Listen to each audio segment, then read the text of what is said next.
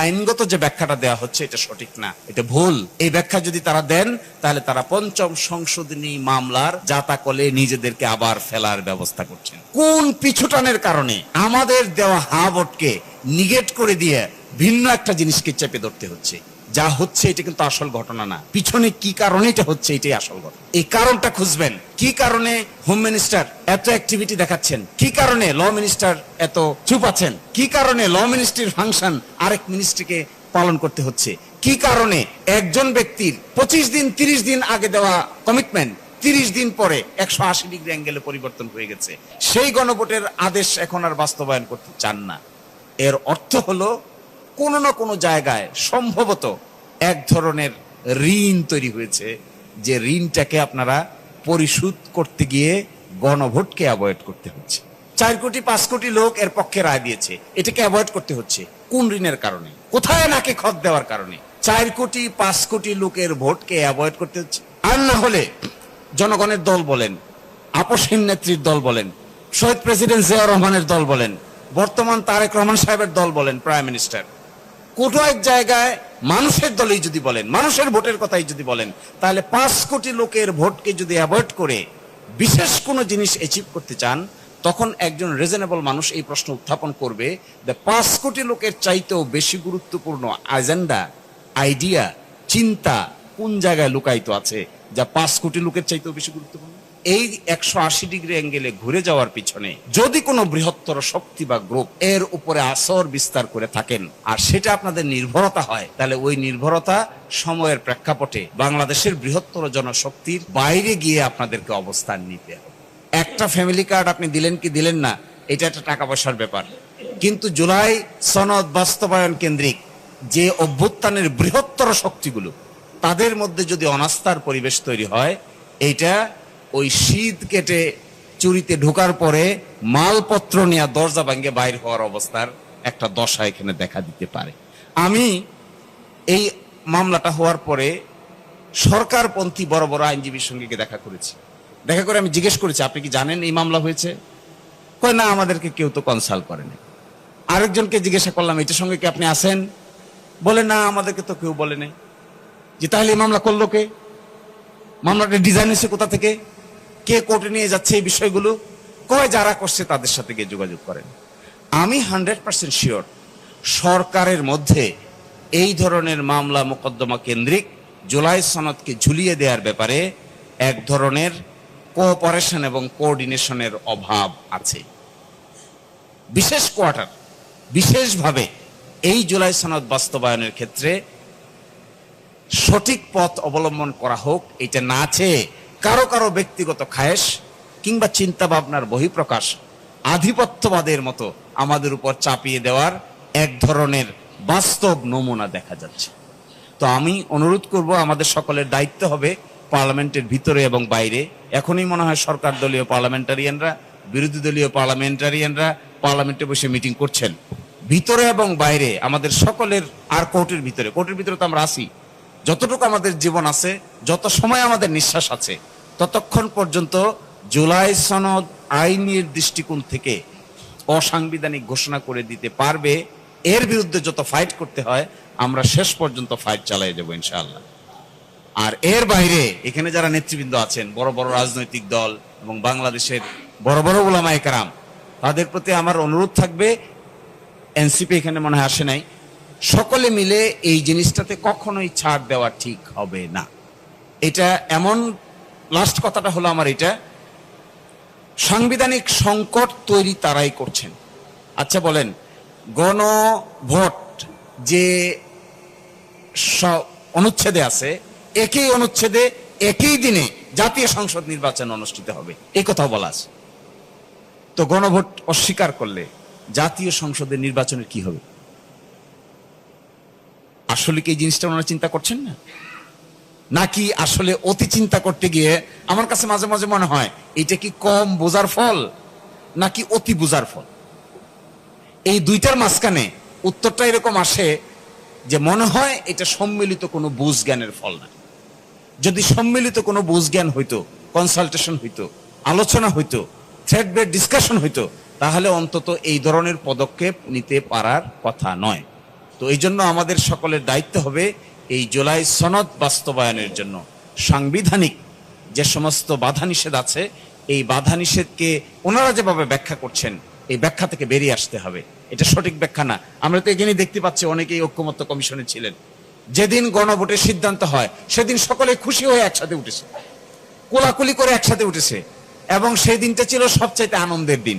আমার ধারণা সবাই একজন আরেকজনকে জড়িয়ে ধরেছে। বিএনপি এগ্রি করেছে গণভোট আমরা যাব। এখন বলছে গণভোট অসাংবিধানিক। হায় হায়। এবং ওইটা টেলিভিশনে রেকর্ড করা আছে। আপনারা কেউ যদি সুযোগ থাকে ওই টেলিভিশনের রেকর্ডটা একটু দয়া করে রিওয়াইন্ড করবেন, এবং কে প্রস্তাব দিয়েছে, কারাই প্রস্তাব সমর্থন করেছে ওখানে দেখতে পাবেন। দেখার পরে কোলাকুলি হলো, সবাই একে আরেকজনকে জড়িয়ে ধরলেন, একমত হলো।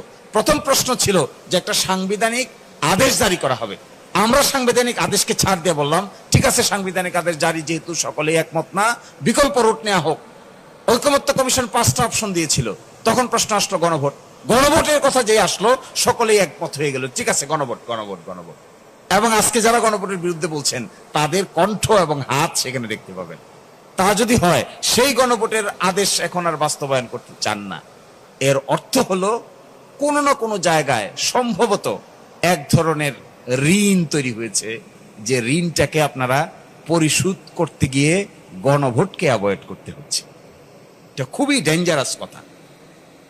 মানুষ 4 কোটি 5 কোটি লোক এর পক্ষে রায় দিয়েছে, এটাকে অ্যাভয়েড করতে হচ্ছে কোন ঋণের কারণে? কোথায় নাকে খত দেওয়ার কারণে? কোন জায়গায় নাক পাশে আবদ্ধ হয়েছেন, যে নাক পাশে আবদ্ধ হওয়ার ফলে 4 কোটি 5 কোটি লোকের ভোটকে অ্যাভয়েড করতে হচ্ছে? আর না হলে জনগণের দল বলেন, আপসহীন নেত্রীর দল বলেন, শহীদ প্রেসিডেন্ট জিয়াউর রহমানের দল বলেন, বর্তমান তারেক রহমান সাহেবের দল বলেন, প্রাইম মিনিস্টার, কোথাও এক জায়গায় মানুষের দলেই যদি বলেন, মানুষের ভোটের কথাই যদি বলেন, তাহলে 5 কোটি লোকের ভোটকে যদি অ্যাভয়েড করে বিশেষ কোনো জিনিস অ্যাচিভ করতে চান, তখন একজন রিজনেবল মানুষ এই প্রশ্ন উত্থাপন করবে যে 5 কোটি লোকের চাইতেও বেশি গুরুত্বপূর্ণ এজেন্ডা, আইডিয়া, চিন্তা কোন জায়গায় লুকায়িত আছে যা 5 কোটি লোকের চাইতেও বেশি গুরুত্বপূর্ণ? তা যদি লুকায়িত থাকে তাহলে তা পাবলিশ করেন। তখন মানুষ অ্যানালাইসিস করে, তাহলে এটা কি ম্যানেজড ভোট, এটা কি রিগিং ভোট, এটা কি কোনো জায়গায় খত দেওয়ার ভোট, এটা কি 2-3 জন উপদেষ্টা ওই দল থেকে এই দলে আসার সিমটম কিনা, এই সমস্ত কথা তো মানুষ আলোচনা করবেই। আর তার যদি না করে আপনারা সরাসরি করতেন, ঠিক আছে একমত হয়েছে জুলাই চার্টার বাস্তবায়ন হবে, আমরা শপথ নিব, পার্লামেন্টে যাব, 180 দিনের মধ্যে সংস্কার পরিষদ হবে, এর ভিতরে সংস্কার শেষ, তারপরে নতুন পার্লামেন্ট যাত্রা শুরু করবে, বাস শেষ। তাহলে তার কেউ প্রশ্ন তুলতো না, কেউ তো এই প্রশ্ন তোলার ক্ষমতাই পাইতো না যে তাহলে আপনাদের নাকে খতটা কোন জায়গায় দিয়েছেন। আমার কাছে মনে হয় এই 180 ডিগ্রি অ্যাঙ্গেলে ঘুরে যাওয়ার পিছনে যদি কোনো বৃহত্তর শক্তি বা গ্রুপ এর উপরে আসর বিস্তার করে থাকেন, আর সেটা আপনাদের নির্ভরতা হয়, তাহলে ওই নির্ভরতা সময়ের প্রেক্ষাপটে বাংলাদেশের বৃহত্তর জনশক্তির বাইরে গিয়ে আপনাদেরকে অবস্থান নিতে হবে। That would be very difficult. এবং গতকালকে বেশ কয়েকটা জায়গায় আমি দেখেছি নতুন প্রজন্ম, ইভেন মহিলারা, আলট্রা মডার্ন মহিলারা, তারা সিরিয়াসলি বলছেন যে আসলে কি কারণে, কোন পিছুটানের কারণে আমাদের দেওয়া হা ভোটকে নিগেট করে দিয়ে ভিন্ন একটা জিনিসকে চেপে ধরতে হচ্ছে, ওটা কি? আমি আপনাদেরকে অনুরোধ করব, আপনারা ইনভেস্টিগেটিভ জার্নালিজমের ক্ষমতা যাদের আছে, যাদের এই পরিমাণ দক্ষতা আছে, তারা এটা খুঁজবেন। যা হচ্ছে এটা কিন্তু আসল ঘটনা না, পিছনে কি কারণে এটা হচ্ছে এটাই আসল ঘটনা। এই কারণটা খুঁজবেন।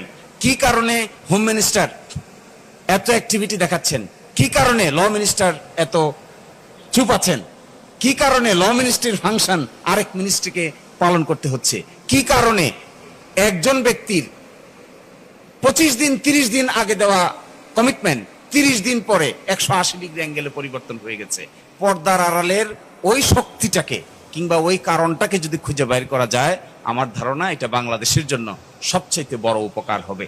আর আমি গতকালকে বলেছিলাম, এক মন্ত্রীর সাথে দেখা হয়েছে, সেখানে বলেছিলাম যে আপনারা তো মানুষের বিশ্বাসের জায়গাটা নষ্ট করে দিচ্ছেন। তো উনি বললেন কেমনে? বলে যে সকাল একটা বলেন, দুপুর একটা বলেন, রাতে একটা বলেন। বলে কি বললাম? বলে একবার বলছেন এটা মানবো, এখন বলেন মানবো না। বলে যে আমি বলছি না, আপনি বলেন না। কে বলছে? আমাদের একজন বলছে। তা আমাদের একজন এটা বললো, কেন বললো? আপনারা কি এটা জানেন না? জানি। অনেক কথাই তো জানি, সব কথা কি আর বলি? তো বলেন, যদি ভিন্ন কোনো চিন্তা থাকে তাহলে বলেন। এই চিন্তার সঙ্গে সকলে যদি একমত না হন সেটাও জানান। সকলের মধ্যে যদি দ্বিমত থাকে, ইখতিলাফ থাকে, ইখতিলাফটা আমাদেরকে বোঝান যে সরকারের সব লোক এটার সঙ্গে নাই, তাও তো বলতে চান না। ফলে আমার খুবই বিনীত অনুরোধ থাকবে আপনাদের প্রতি, সাংবাদিকদের প্রতি, প্লিজ কেউ যদি জাতীয় দায়িত্ব পালন করতে চান দয়া করে পিছনের কারণটার দিকে একটা ইনভেস্টিগেটিভ জার্নালিজম চালান। আজকেও আমি দেখে আসলাম 133টা অর্ডিন্যান্সের ভিতরে মেজর যে কটা অর্ডিন্যান্স আছে তার মধ্যে একটা হলো মানবাধিকার কমিশনের অর্ডিন্যান্স, আরেকটা আছে জুলাইতে যারা যুদ্ধ করেছে তাদের ইন্ডেমনিটি অধ্যাদেশ, আরেকটা আছে একটু আগে দেখে আসলাম গুম খুন অধ্যাদেশ। এই তিনটার মধ্যে নাকি ম্যাসিভ পরিবর্তন তারা প্রস্তাব করেছে। কেন? আমরা আলাপ আলোচনা করে অন্তর্বর্তীকালীন সরকারের সময়ে মানবাধিকার কমিশন প্রতিষ্ঠা করে এর ভিতরে এত কিছুকে দায়িত্ব দিয়ে রিফর্ম আকারে আনা হয়েছে, এগুলো পরিবর্তন করে আবার সরকারের কাছে নিয়ে গিয়ে সরকারের অনুগত মানবাধিকার কমিশন করবেন। তাহলে কি লাভ হলো এই রিফর্মে? কি অর্থ হলো এই বিপ্লবের? কি মানে হলো এই অভ্যুত্থানের? এবং এইগুলো করতে গিয়ে আপনারা আবার আস্থা হারাতে পারেন। এই বক্তব্য রাজনৈতিক বড় বড় নেতৃবৃন্দ আছেন তারা দিবেন। আমি মনে করি আইনগত যে ব্যাখ্যাটা দেওয়া হচ্ছে এটা সঠিক না, এটা ভুল। এই ব্যাখ্যা যদি তারা দেন তাহলে তারা পঞ্চম সংশোধনী মামলার জাতাকলে নিজেদেরকে আবার ফেলার ব্যবস্থা করছেন। এটা সঠিক হচ্ছে না। সবাই ভালো থাকবেন। আসসালামু আলাইকুম।